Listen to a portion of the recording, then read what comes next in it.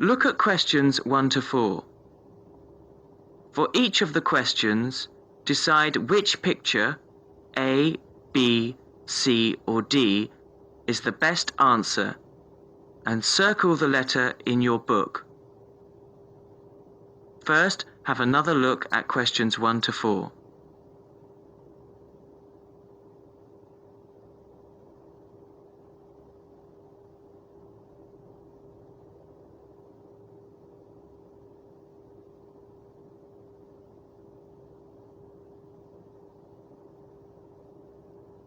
Now you will hear the recording.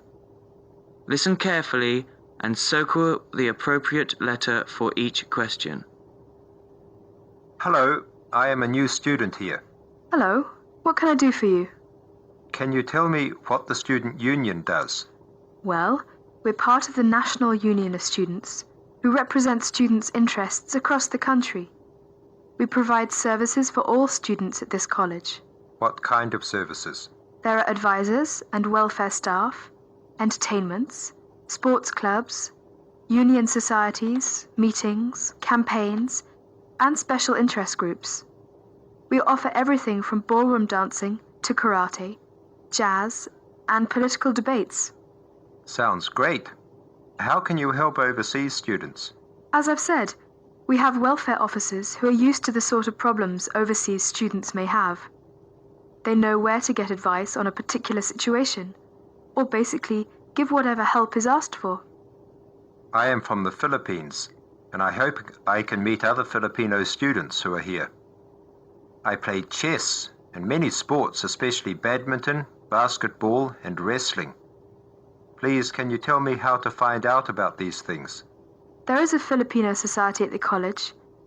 Regular meetings take place and lots of social activities are organized, such as meals, plays, and dances. The society is made up of Filipino students and other students who have an interest in the Philippines. And what about the sports?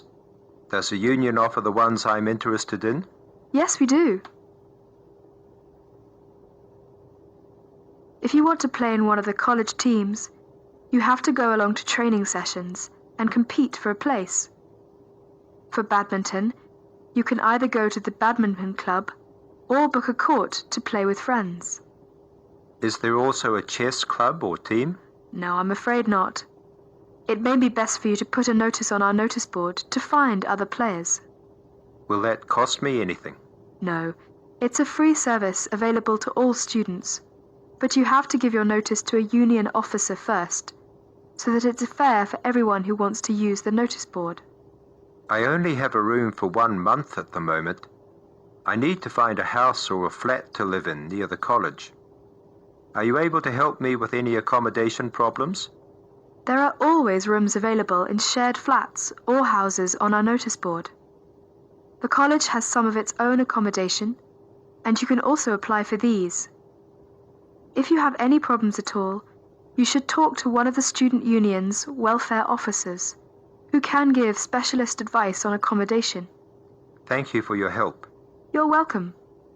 Now would you mind helping us? We're conducting a survey to learn more about the students who visit our union office, so that we can improve our services. Would you mind if I asked you a few questions? Not at all.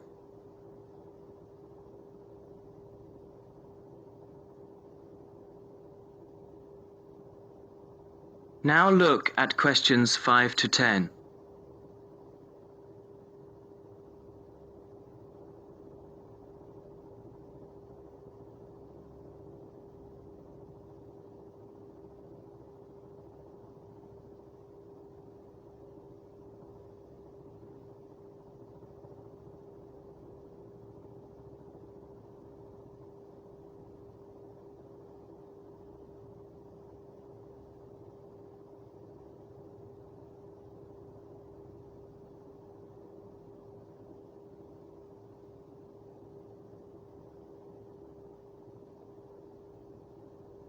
Now listen carefully and fill in gaps 5 to 10.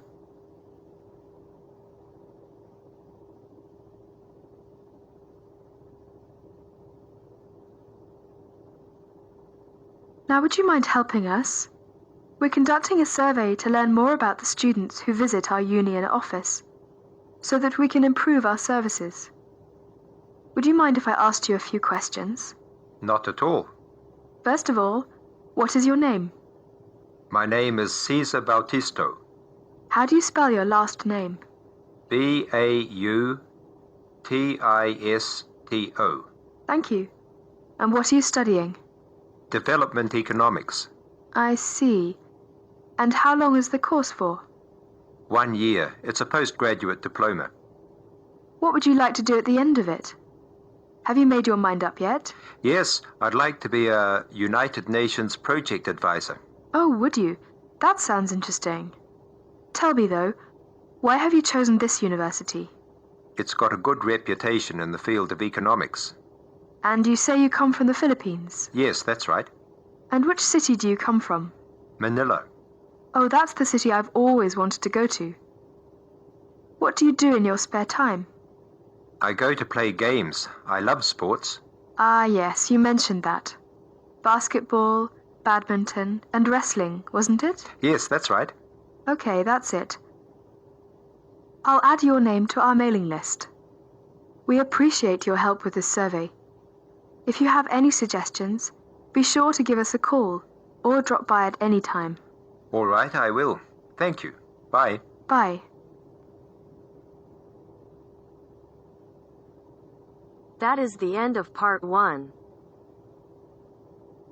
You now have half a minute to check your answers.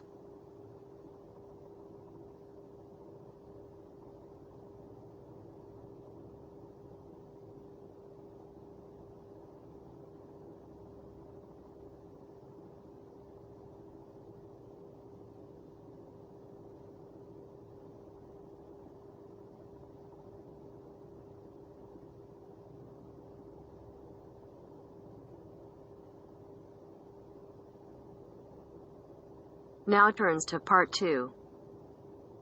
Part 2. You will hear a woman being interviewed by a market researcher in a health club about her membership of the club. First, you have some time to look at questions 11 to 15.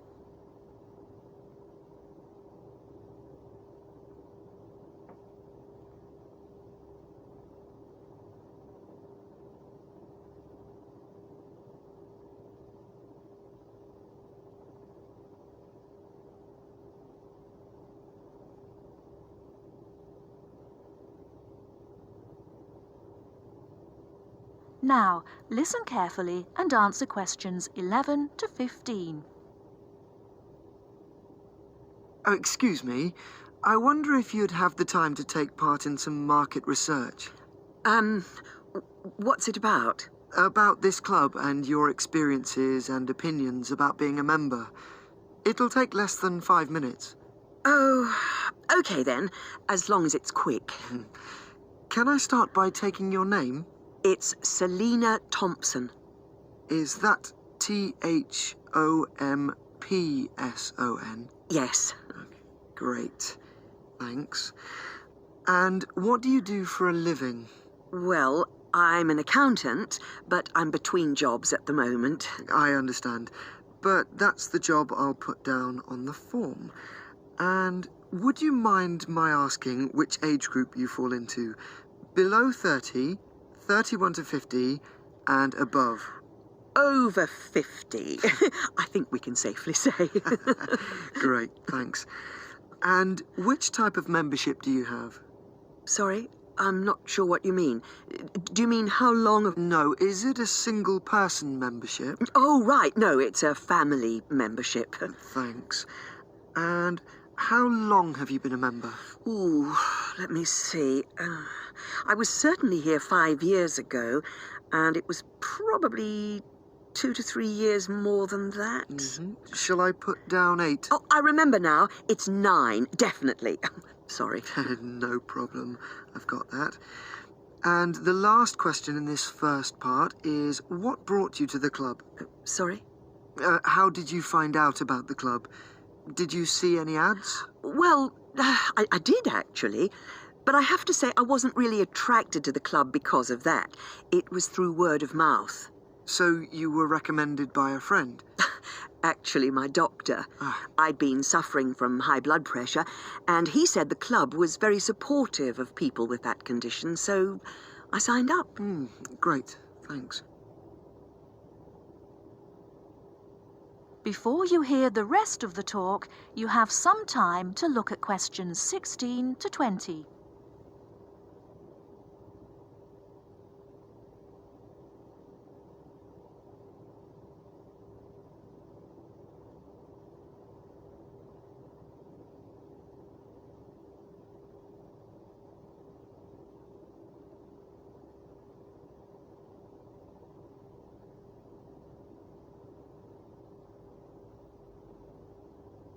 Now listen and answer questions 16 to 20.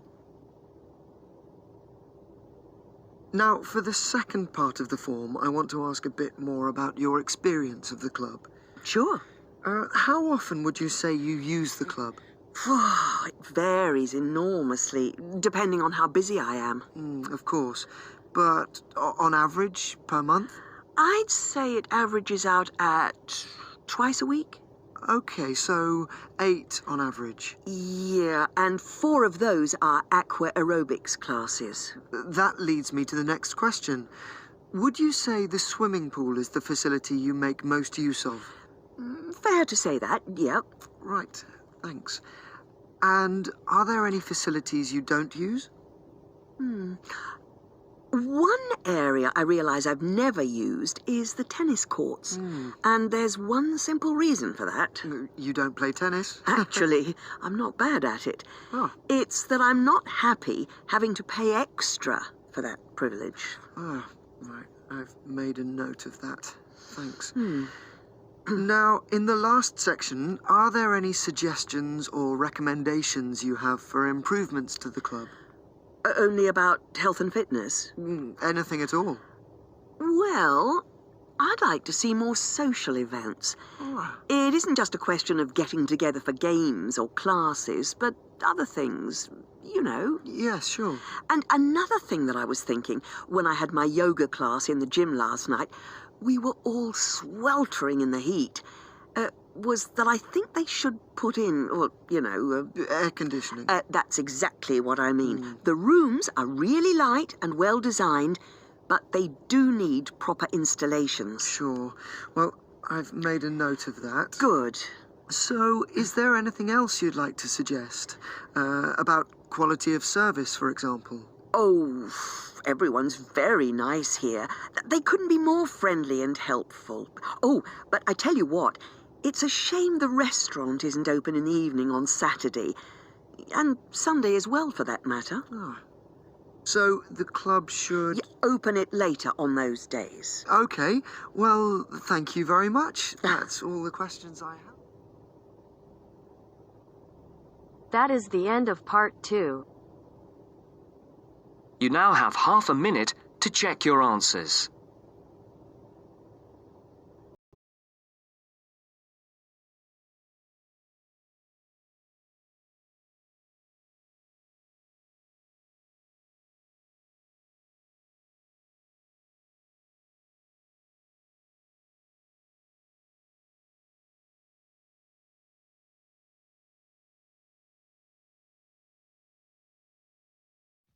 Now turns to part 3. Part 3. You will hear a talk on local radio about a short film festival in the town of Adbourne. You have some time to look at questions 21 to 26.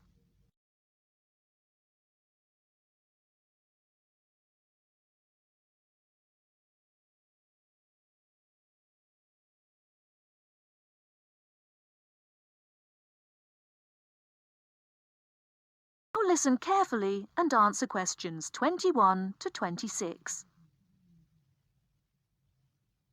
Today we're pleased to have on the show Fatima Johnson, who is the organiser of the Adbourne Film Festival.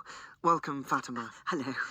Can you tell us a bit about the background to the festival and what it brings to the town? Well, the festival was started in 1996 by the then Mayor of Adbourne, Joanne Smith. She wasn't a filmmaker herself.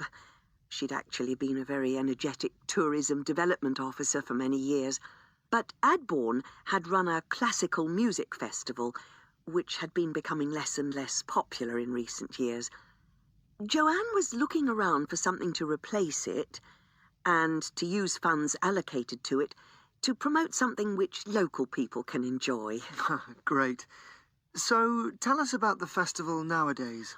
Well, it's held in the last 2 weeks of August every year, and short films from all over the world are shown in 3 places, in the theatre and our 2 cinemas. Several films are shown in 1 performance, and the whole thing lasts about 90 minutes. Tickets are very reasonably priced. Under 12s used to get in for 50p, but now we charge just £1, which is still very good value. £1.50 for students and £2.50 for everyone else. Performances are advertised all round town and also on our website, www.adbournefest.com. If you're interested in attending any performance, you can buy tickets online, of course. And you can also get them in the library, which is right next to the main shopping area. I'm afraid this year, tickets are no longer available from either of the 2 cinemas because of restricted opening times. I understand you also run a film competition? Yes, for under 18s. We have a different theme every year. Last year, for example, the theme was Future Planet, and the winner was a 10-minute documentary encouraging youngsters to be more aware of environmental issues, focusing on getting school kids to cycle to school instead of going by car. This year, the theme is Sporting Nation, so there'll also be lots of ideas to choose from. Now, we're always on the lookout for new local talent, so if you live in the Adbourne area and are under 18, you should have a go. We have an excellent prize every year donated by local businesses, shops, hotels, etc. This year, you can win a high-spec movie camera worth over £800. Application forms are on the website, and the deadline for sending in your film to enter the competition is the last day of July. It's May now, so you'll have the whole of June to be working on it. Before you hear the rest of the talk, you have some time to look at questions 27 to 30.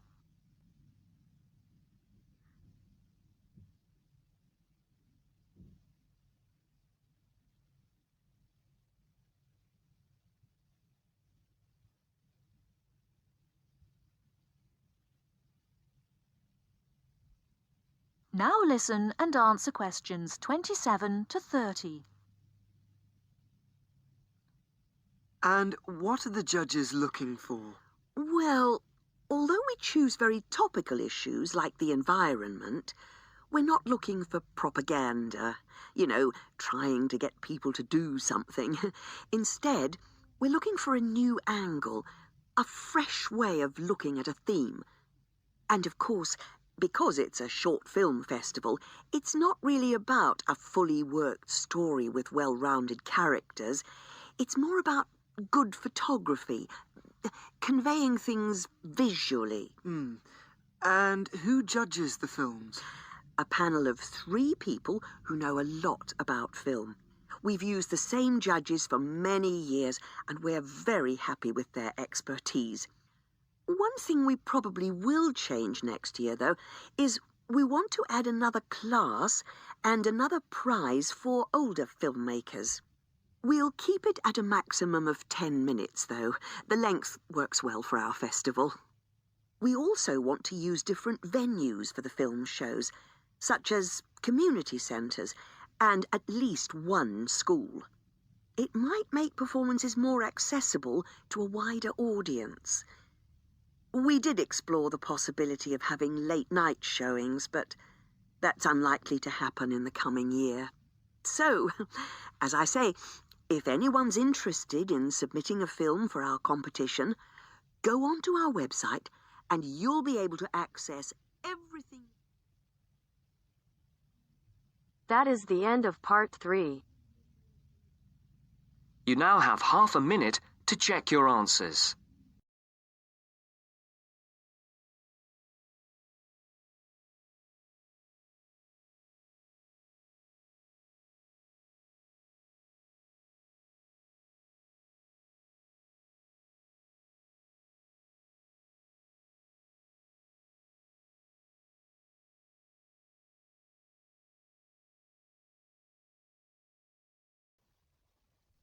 Now turns to Part 4. Part 4. You'll hear an introduction on cheese making. First, you have some time to look at questions 31 to 40.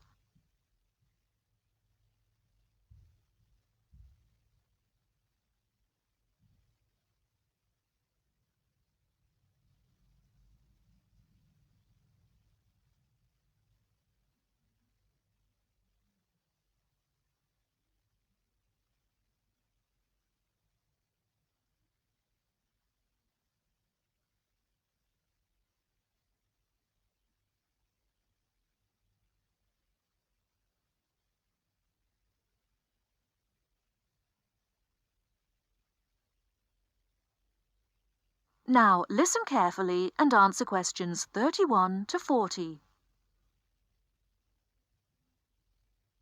Cheese is one of those foods that we tend to take for granted as always having been with us. And it's odd to think that someone somewhere must have discovered the process to make cheeses. That takes place today. In the studio to tell us all about it is Monica Maxwell. Today, we all know that the process of making cheeses takes place when microorganisms get into milk and bring about changes in its physical and biochemical structure. Well, obviously, we don't know who discovered the process, but it's thought that it came from Southwest Asia about 8,000 years ago.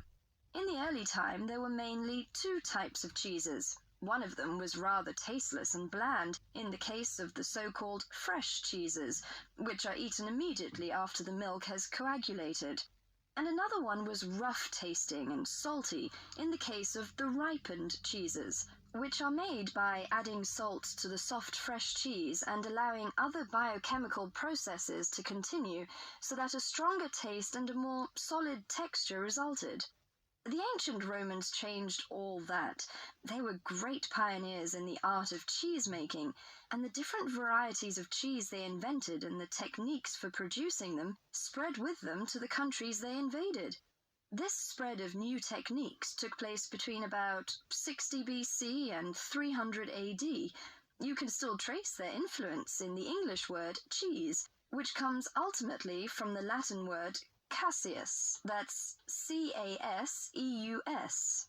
At this stage in history, people weren't aware in a scientific way of the role of different microorganisms and enzymes in producing different types of cheese, but they knew from experience that cheese's tastes were relevant to something.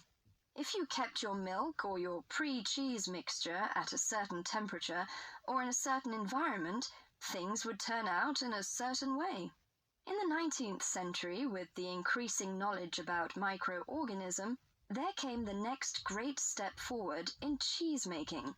Once it was known exactly which microorganism was involved in the different stages of producing a cheese, and how the presence of different microorganisms affected the taste, it was possible to introduce them deliberately and to industrialize the process. Nowadays, cheese is made on a large scale in factories, although the small producer working from his dairy farm continued to exist and still exists today. Cheesemaking moved very much into the world of technology and industrial processes, although because the aim is still to produce something that people like to eat, there's still an important role for human judgment. People still go round tasting the young cheese at different stages to see how it's getting on, and may add a bit of this or that to improve the final taste.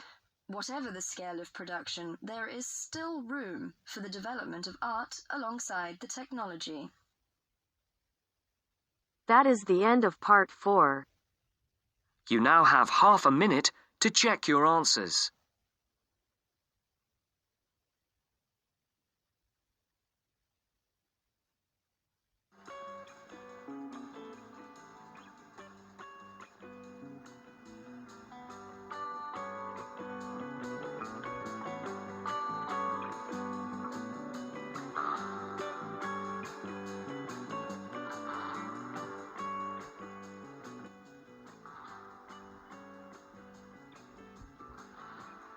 That is the end of the test. You now have 10 minutes to transfer your answers to your IELTS listening answer sheet.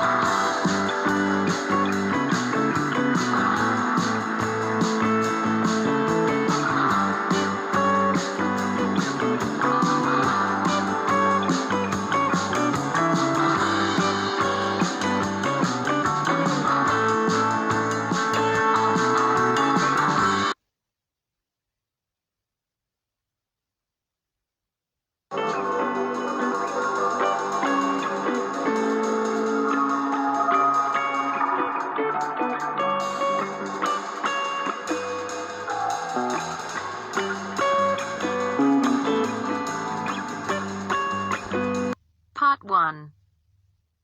You will hear a live